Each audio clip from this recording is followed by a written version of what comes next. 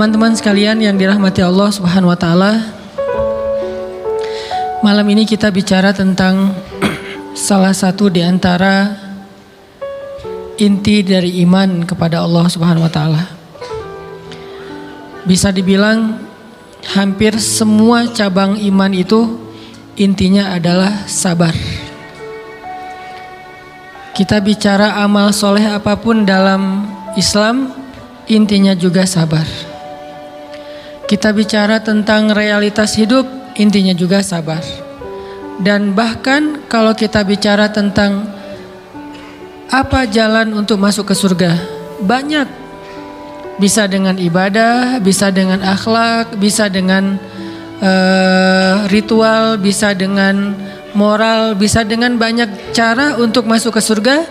Tapi semua cara itu intinya sama, sabar. Makanya ketika para ulama membahas bab sabar, maka mereka mengatakan bab sabar ini seperti saudara kembarnya bab iman, bab ikhlas. Ikhlas, sabar. Ini dua saudara kembar. Sehingga kalau kita bicara tentang Islam, kita pasti bicara tentang dua hal ini. Pertama ikhlas, kemudian sabar. Ikhlas dan sabar ini nanti menjadi modal kita untuk istiqomah sampai akhir hayat kita. Maka pada malam ini kita akan ngomongin tentang masalah sabar. Walaupun ini bukan tema baru, bukan materi yang saya pikir baru pertama kita dengar, tapi saya yakin semua kita tetap harus belajar tentang sabar.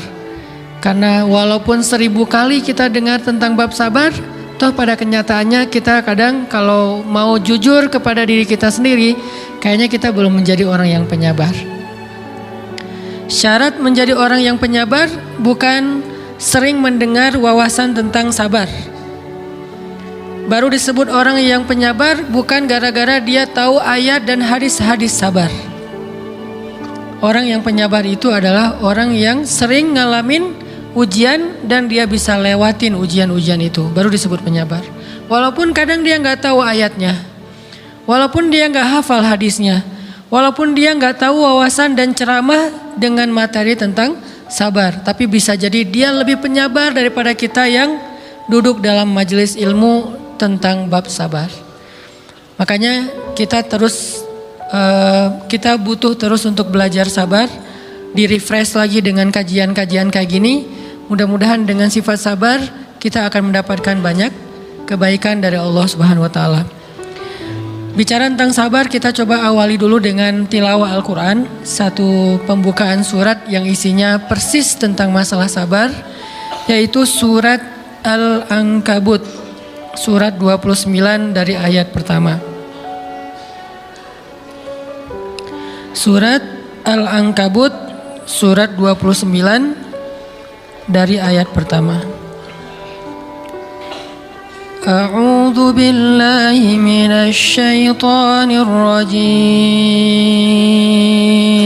Bismillahirrahmanirrahim. Alif lam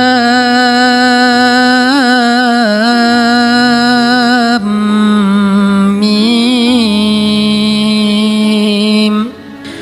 Ahasiban nasu يتركوا أن يقولوا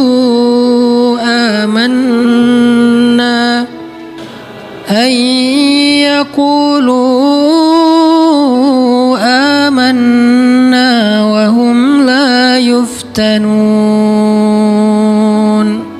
ولقد فتنا الذين من قبلهم فليعلمن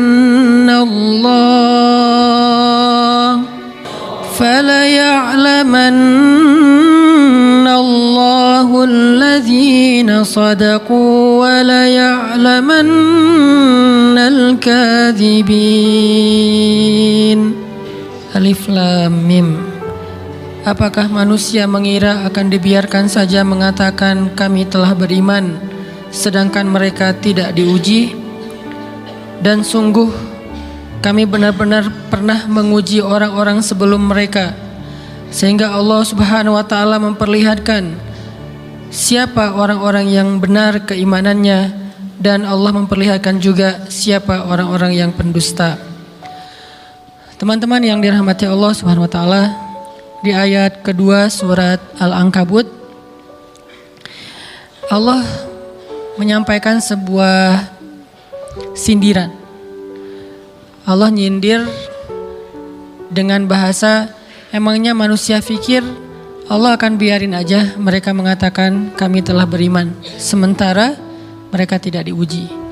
Ini Allah lagi menyindir orang-orang yang selama ini berputus asa setelah beriman, berputus asa setelah berhijrah, berputus asa dan mengeluh setelah bertaubat. Allah lagi nyindir mereka nih. Seolah-olah Allah bilang, kenapa setelah kalian beriman malah kalian masih berkeluh kesah? Kenapa kalian setelah bertaubat malah menjadi ragu kepada Allah? Kenapa kalian setelah berhijrah malah jadi labil? Bukankah harusnya setelah kalian menyatakan kami taubat, kami hijrah, kami beriman, harusnya iman kalian makin mantap? Dan bukti bahwa iman kalian mantap apa? Bahwa ketika kalian diuji, kalian sama sekali tidak goyah. Jadi Allah Subhanahu wa taala seolah-olah mengatakan bahwa ujian adalah tabiat iman. Bahwa ujian adalah tabiat iman. Bisa diuji dengan ujian yang kita tidak suka, bisa juga diuji sebaliknya dengan ujian yang kita suka. Bisa diuji dengan ujian yang sifatnya fisik, bisa diuji dengan ujian yang sifatnya harta, bisa juga diuji yang lebih berat lagi dengan ujian yang sifatnya perasaan. Yang jelas semuanya diuji. Bisa diuji dengan ujian musibah, bisa juga diuji dengan godaan-godaan dari syaitan yang melalui hawa nafsu kita. Bisa diuji dengan kemarahan, dipancing oleh orang lain untuk marah, dipancing di sosmed untuk ngebalas komen-komen mereka, dipancing untuk berdebat, dipancing untuk akhirnya kita saling menjudge, saling menjatuhkan, saling menjelekkan. Ini semuanya bentuknya ujian. Makanya Allah Subhanahu wa taala mengatakan di pembukaan surat Al-Ankabut, kalau ujian itu adalah tabiat iman. Ujian dan keimanan itu nggak bisa dipisahkan. Apa hubungan antara iman dengan sabar? Sehingga Allah Subhanahu wa taala menilai keimanan seseorang itu dengan cara mengujinya. Apa hubungan antara iman dengan sabar? Ternyata ciri yang paling jelas orang yang imannya baik adalah sabarnya. Makin baik imannya, harusnya makin kuat kesabarannya. Jadi orang yang paling beriman itu tidak dilihat dari wawasan agamanya. Itu lebih kepada orang yang berwawasan luas, yang ilmunya banyak. Tapi belum tentu orang yang wawasannya luas adalah orang yang paling baik imannya, belum tentu. Bukankah iblis itu wawasannya luas? Dia mengerti banyak hal yang bahkan kita nggak ngerti. Iblis ngerti tentang dunia di langit. Iblis mengerti tentang alam yang ada di surga, alam yang ada di akhirat. Iblis tahu, bahkan udah masuk surga. Jadi ilmu iblis lebih banyak daripada kita sekarang. Tapi kenapa iblis malah tidak sebanding antara ilmunya, wawasannya dengan ketakwaan dan kesolehannya? Karena iblis tidak sabar dengan sebuah ujian. Ujian iblis apa? Eksis. Itu ujiannya iblis. Dia udah lama eksis, followersnya banyak. Setiap dia posting, orang berlomba-lomba jadi first like. Setiap dia posting, di repost rame-rame. Di YouTube viral. Channelnya tuh paling banyak subscribersnya. Iblis. Coba cari nanti di YouTube iblis. Ada nggak channel? Itu udah viral banget loh, eksis banget. Tiba-tiba datang pendatang baru. Muncul pendatang baru. Pendatang baru ini tiba-tiba melejit. Followersnya langsung nambah, kejar-kejaran akhirnya disalib. Pas lagi kayak gitu dia nggak kuat dengan ujian nama besar, ujian eksistensi, ujian popularitas, ujian siapa yang lebih dihargai, ujian-ujian kayak gitu. Sama kayak kita kadang-kadang ngerasa udah banyak jasa dalam sebuah organisasi, udah banyak jasa dalam sebuah komunitas, udah banyak jasa dalam sebuah lingkungan, masjid, sekolah, organisasi, teman-teman. Kita yang paling sering berkorban. Tapi ternyata yang eksis, yang masuk media, yang masuk TV justru orang lain. Itu kan ujian ya. Nah ini nih yang kadang-kadang ujian namanya zulzilu, diguncang perasaannya. Bukan diuji dengan fisik, kadang-kadang ujian sakit, capek, lelah, buat kita bisa kita lalui tuh dalam sebuah organisasi nih. Kita lagi bikin kegiatan sosial, baksos di sekolah, dengan OSIS-nya, dengan ROHIS-nya, di kampus, dengan BEM-nya, dengan LDK-nya, kita bikin acara baksos. Kan effortnya lumayan ya. Kita begadang untuk meeting, kita survei lapangan, kita kerja malah tidur sehari cuma 1,5 jam, 2 jam. Fisik kita lelah, fisik kita capek, kadang sampai sakit. Sampai dirawat di rumah sakit gara-gara kena misalnya tipes gitu, gara-gara kita habis-habisan bekerja. Itu buat kita gak masalah. Ujian fisik kita lalui. Dan besok mau ngadain lagi, kita yang paling semangat dan aktif. Gak masalah capek juga. Gak masalah juga kita lelah. Gak masalah kurang tidur. Gak masalah berjalan jauh. Gak masalah. 1. Ujian harta. Kita yang justru nombokin. Kita yang nalangin dulu modal-modal untuk kegiatan-kegiatan tersebut. Kalau ternyata gak tercover dananya, akhirnya gak bisa dibalikin talangan kita. Gak apa-apa, kita ikhlas. Kita berkorban dengan harta kita. Butuh apa? Saya bayarin. Butuh apa? Kita lewatin ujian harta. Tapi begitu ujian perasaan, kita udah capek, lelah, kurang tidur, nombokin, nalangin habis-habisan. Ternyata teman kita yang jadi ketua panitia ada kadang cuman masalah itu doang. Atau dia yang jadi PR-nya. Yang namanya PR ketika diliput oleh media kan dia yang muncul mukanya kan. Akhirnya diundang oleh misalnya hitam putih lah atau apalah. Kok dia yang muncul di sana? Atau diundang berdua, tapi sampai di sana dia yang banyak ngomong, kita diam aja. Pulang-pulang pundung. Begitu besok mau ngadain lagi, udah gak mau terlibat. Left group. Kenapa itu terjadi? Ujian zulzilu, perasaan. Itu yang dialamin oleh iblis. Iblis rela banget disuruh beribadah, sujud beribu-ribu tahun, kuat iblis. Kalau kita mungkin jidatnya hitam, kalau iblis mungkin udah kepala-kepalanya hitam, saking rajinnya sujud. Wah, ibadahnya udah ribuan tahun. Iblis disuruh berkorban dengan harta yang dia miliki, dia kasih aja semuanya. Tapi kalau disuruh dia ngalah dari Adam untuk memimpin alamin, menjadi khalifatullahi fil ard, menjadi pemimpin wakilnya Allah di muka bumi, buat iblis ini berat. Kenapa dia? Ana khairum min, saya lebih baik daripada dia. Saya lebih senior daripada dia. Saya lebih sehat daripada dia. Saya lebih keren daripada dia. Saya lebih. Ujian emosional, ujian ego, ujian perasaan. Itu yang lebih berat buat kita. Kadang sakit dan dirugiin orang lain, teman segala macam kita masih oke lah. Selama ini asal kita ngumpul selalu gua yang bayarin. Oke deh, gak usah dibahas. Baru dibahas nanti pas sakit hati. Kalau belum sakit hati kan gak dibahas kan? Gak apa-apa deh, kita terus yang bayarin, kita traktirin ngopi apa segala macam. Gak pernah dibahas. Kebersit sih di benak kita, cuman gak mau dibahas. Kenapa? Udahlah biarin aja, easy going. Kemudian kayak kita yang capek harus rempong sana kemari segala macam. Selalu acaranya di rumah kita, akhirnya kita yang bayarin, kita yang rempong, nyiapin segala macam, bebersih sendiri. Tapi begitu ada yang nyakitin perasaan kita sedikit aja, semua itu balik lagi. Dari dulu ya. Nah, keluar kan? Kenapa? Dipancing oleh ujian perasaan. Jadi ternyata yang paling berat itu adalah zulzilu, diguncang perasaannya. Kita kadang-kadang habis-habisan buat seseorang, nggak masalah. Hujan-hujanan dia yang pakai jas hujan, kita nggak pakai apa-apa, nggak apa-apa. Sakit-sakitan juga, dikerok dan segala macam, biarin aja. Kalau perlu misalnya kalau bannya lagi kempes, dia naik Grab, kita dorong-dorong motor terus cari tempat segala macam sampai tengah malam. Nggak apa-apa deh buat dia. Apa sih yang nggak buat kamu? Begitu dia selingkuh, keluar semuanya. Mulai list report keuangan. Wah dulu sekian, sampai uang receh-receh juga dihitung kan ya. Kenapa bisa kayak gitu? Perasaan kan?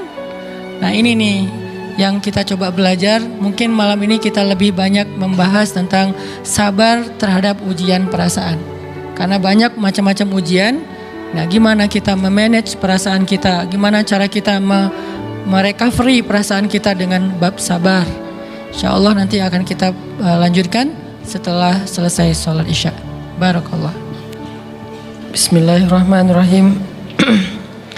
Teman-teman yang dirahmati Allah Subhanahu wa taala, kita lanjutkan tentang masalah sabar. Terutama sabar zulzilu, ketika kita diuji dengan ujian ego, marah, perasaan, sakit hati, yang kayak gitu-gitu. Ini ujian jauh lebih berat daripada ujian fisik dan ujian harta.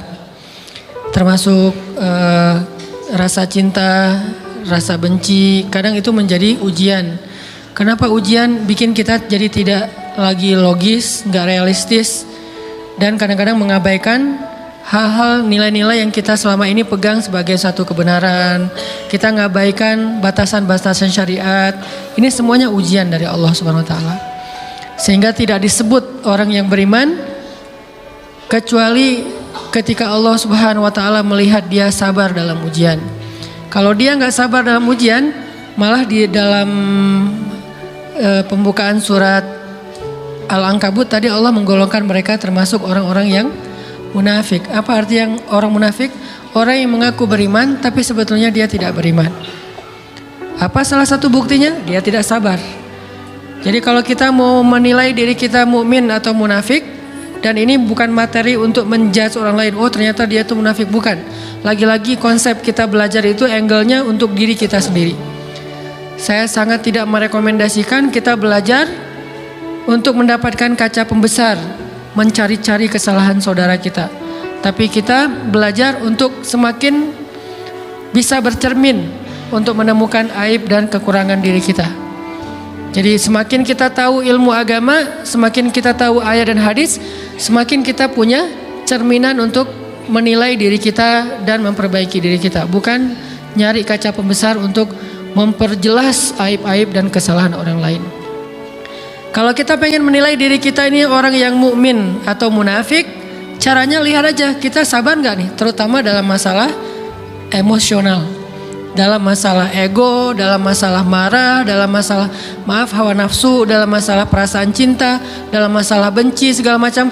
Masih bisa nggak kita adil bahkan kepada orang yang kita benci? Adil kepada orang yang kita benci, adil kepada musuh sekalipun. Bahwa jangan sampai kita gara-gara nggak suka kepada seseorang, kita berlaku zalim kepada dia. Jangan. Ini berarti kita harus ngelawan ego kita sendiri. Ego untuk memaafkan orang lain, ego untuk bisa melupakan kesalahan orang lain, ego untuk bisa berlapang dada dengan hal-hal yang gak nyaman daripada orang lain. Ini adalah ujian yang paling berat. Di situ kita bisa lihat kita nih mukmin atau munafik. Kalau gak pernah sabar sama sekali dalam masalah ego, dalam masalah emosional, berarti jangan-jangan kita tergolong di antara orang-orang yang kata Allah, wa ma hum bimu'minin. Mereka bukan orang yang beriman. Kata Allah di surat Al-Ankabut, mereka itu adalah wala ya'lamannallahul munafiqin, orang-orang yang munafik. Nauzubillah min dzalik. Kalau kita merasa pernah sabar terhadap emosi kita, sekarang kita lihat sesering apa kita sabar terhadap emosi kita. Maka derajat seorang mukmin tergantung tingkat kesabarannya. Ada yang orang sabar hanya kalau disakiti dengan satu kata. Ada yang sabar dengan satu kalimat. Ada yang sabar dengan satu paragraf. Ada yang sabar dibully rame-rame juga dia sabar. Berarti lahum darajatun inda rabbihim. Orang beriman juga bertingkat-tingkat. Dan tingkatan itu tergantung tingkat kesabaran kita dalam menghadapi ujian. Salah satunya ujian emosional kita, perasaan kita. Sehingga teman-teman yang dirahmati Allah SWT, salah satu program kita untuk terus mengembangkan diri, program untuk tumbuh, program untuk memperbaiki diri kita di hadapan Allah itu adalah coba kita program dalam sehari aja, terus kita nilai Berapa kali kita berhasil ngelewatin ujian emosional? Bukan cuman marah, termasuk cinta, benci, tersinggung, sakit hati, kayak gitu-gitu. Berapa kali kita bisa berhasil melewati itu dalam sehari? Gak usah seminggu, sehari aja.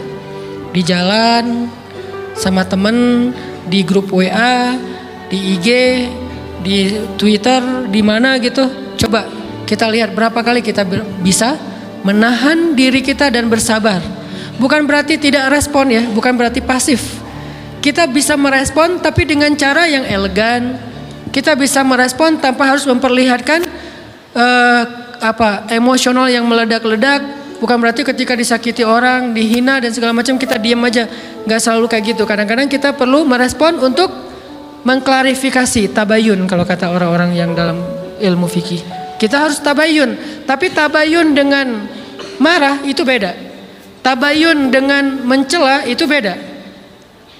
Sehingga kita mencoba menahan diri berpikir, aduh capek kalau gitu. Tapi kan ini bagian dari pembelajaran. Makin terbiasa kayak gitu, terbiasa elegan, maka otomatis jadi nggak terlalu repot lagi. Kan awal-awal bersikap pengen yang bijaksana, yang elegan, yang dewasa, itu kan kadang-kadang harus diusahain ya. Karena belum mengkarakter. Harus mikir dulu gimana ya sikap yang paling dewasa, gimana ya sikap yang paling bijaksana, gimana ya sikap yang paling wise, gimana ya sikap yang paling elegan, masih mikir. Tapi setelah berkali-kali kita latihan, lama-lama itu menjadi spontanitas kita. Dan kalau udah bisa kayak gitu, insya Allah kita sudah mulai meniru nih akhlak Nabi Muhammad SAW. Ini ujian perasaan banget. Kalau tadi saya ngasih contoh diselingkuhin itu sebetulnya cuman bercanda ya. Karena diselingkuhin ini pastinya bukan ujian, tapi musibah. Pengkhianatan ya, tidak ada tempat. Gimana kita ngelawan perasaan kita kalau lagi kayak gitu? Gimana kita ngelawan perasaan kita kalau lagi diuji? Gimana cara kita bersabar? Karena iman dan sabar itu bisa dibilang satu paket. Gak disebut orang beriman kalau gak sabar. Dan insya Allah orang yang sabar itu adalah ciri-ciri orang beriman. Gak mungkin disebut orang beriman kalau gak sabar. Kita pikir memang iman itu hanya ucapan. Kalau iman itu cuma ucapan, inna sholati wa nusuki wa mahyaya wa mamati lillahi rabbil alamin, gampang. Kalau iman itu cuma ucapan, hasbiyallah wa ni'mal wakil, gampang. Kalau iman itu cuma ucapan, la haula wa la quwata illa billah, gampang. Kalau iman itu cuma ucapan iyyaka na'budu wa iyyaka nasta'in, gampang. Tapi Allah mengatakan wa ma hum bimu'minin. Ahasiban nasu ayyutraku ayyaqulu amanna wa hum la yuftanun. Emangnya cukup dengan hanya mengatakan kami telah beriman lalu tidak diuji? Ternyata iman adalah sabar dalam ujian. Jadi nggak mungkin orang disebut beriman sementara dia tidak sabar, sementara dia emosional, sementara dia temperamen, sementara dia orangnya meledak-ledak, sementara dia orangnya mengeluh, sementara dia orangnya berputus asa. Nggak mungkin. Karena ulama mengatakan la tayasu, jangan berputus asa. Fa innal ya's laisa min akhlaqil muslim atau mu'min. Karena sesungguhnya keputusasaan bukan di antara akhlak orang yang beriman. Orang yang beriman itu tidak pernah berputus asa. Serumit apapun masalah kita, kalau kita punya yakin sama Allah bahwa Allah ala kulli syai'in qadir, maka kita pasti akan punya harapan. Kalau kita yakin bahwa Allahu Akbar, sebesar apapun masalah kita, Allah lebih besar daripada masalah kita, kan? Bukankah kita mendengar Allahu Akbar, Allahu Akbar? Ada gitu yang lebih besar daripada Allah? Harusnya kita tidak pernah berdoa kepada Allah sambil mengatakan ya Allah, saya punya masalah besar. Itu sama aja dengan kita ngeledekin Allah. Sama aja kayak kita datang ke teman kita bilang gini, saya mau pinjam duit. Enggak akan banyak kok, saya tahu kamu kalau kebanyakan kamu enggak akan sanggup. Kan enggak mungkin kita ngomong gitu kan ya. Saya lagi banyak hutang nih, saya mau minta tolong sama kamu. Insya Allah saya enggak akan minta seutuhnya. Saya tahu kamu juga kurang duitnya, saya minta dikit-dikit aja lah. Kan enggak gitu kan cara kita minta tolong. Sama aja kita doa, ya Allah saya punya masalah besar. Ngomong ke Allah punya masalah besar.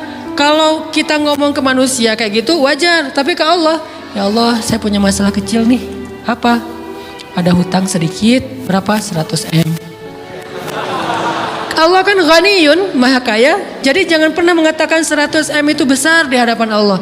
Kita ngeremehin Allah banget. Bukankah Allah maha kaya? Jangan pernah mengatakan bahwa musibah kita, ditinggalkan orang yang kita cintai, dibully seluruh dunia, itu besar di hadapan Allah. Bukankah Allah cukup buat kamu, kata kamu? Inna sholati wa nusuki wa mahyaya hasbi Allah ni'mal wakil. Jadi Allahu Akbar. Sehingga kalau kita berdoa, ya Allah saya punya sedikit masalah. Bukankah Umar pernah mengatakan, ya nafsi, idza dhaqat alaikid dunya, fala taquli ya rabbi indi hammun kabir, faquli ya hammun indi rabbun kabir. Wahai jiwaku, kalau kamu merasakan kesempitan, kegalauan, bingung, sakit, jangan pernah kamu mengatakan ya Rabbi saya punya masalah besar, tapi katakanlah wahai masalah saya punya Rabb yang maha besar. Iman dan harapan, berharap itu nggak bisa dipisahkan. Iman dan sabar itu nggak bisa dipisahkan. Iman dan berserah diri atau menyerahkan urusannya, tawakul atau kita nyebutnya tawakal, nggak bisa dipisahkan. Bagaimana kita mau menyebut diri kita mukmin sementara kita nggak sabar ketika diuji dengan perasaan? Alhamdulillah kalau kita selama ini masih bersabar dengan ujian fisik. Ujian fisik yang setiap hari kita alamin apa? Lelah, capek, pulang kerja, pulang sekolah, pulang dari kampus, ngaji. Capek kan? Belum lagi macet-macetan, belum mandi pula. Dari tadi pagi, dari semalam kurang tidur dan segala macam. Lelah, capek, ngantuk. Kadang-kadang sampai drop kesehatan kita. Kita bisa lalui itu. Nggak apa-apa, capek-capek juga. Yang penting saya pengen belajar. Jalan nih jauh-jauh. Ada yang dari Sumedang, ada yang dari Lembang, ada yang dari Banjaran. Dari mana-mana datang pengen ngaji. Jarak jauh nggak apa-apa. Macet nggak apa-apa. Lelah nggak apa-apa. Habis duit nggak masalah.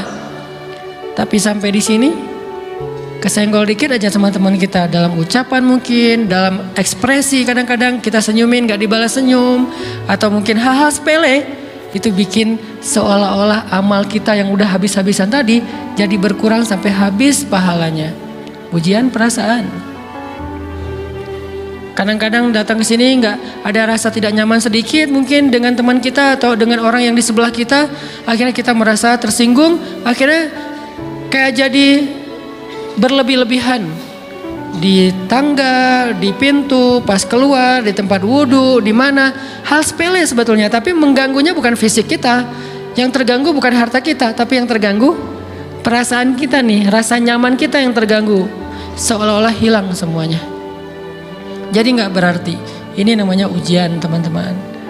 Mudah-mudahan kita bisa istiqomah dalam masalah perasaan ini. Pertanyaan sederhananya adalah gimana sih cara kita menghadapi itu? Saya juga lagi belajar, ini bukan kata saya ya, tapi saya coba merangkum dari beberapa hadis, dari beberapa ayat. Mudah-mudahan ini jadi semacam tips dari Allah, dari Rasul, cara kita supaya lebih sabar dalam menghadapi ujian, khususnya ujian perasaan. Pertama, saya mengambil dari hadis riwayat yang diriwayatkan dari Abu Hurairah, hadis Hasan. Nabi SAW mengatakan, "Ma yazalul bala'u bil mu'mini wal mu'minati fi nafsihi wa waladihi wa malihi hatta yalqallaha ta'ala wa ma alaihi khati'ah." Tidaklah seseorang selesai diuji, baik dia laki-laki orang yang beriman atau perempuan yang beriman, baik itu ujiannya terjadi pada dirinya atau melalui anaknya atau melalui hartanya, artinya ujian harta, ujian fisik, ujian perasaan, sampai dia bertemu dengan Allah dan dia tidak punya dosa. Apa maksud dari hadis ini? Ujian itu tidak akan berakhir kecuali kalau dosa kita sudah habis. Allah akan menguji kita terus untuk membersihkan diri kita dari dosa. Sehingga yang harus kita coba bangun awareness dalam diri kita kalau lagi diuji, Allah pengen membersihkan dosa saya nih.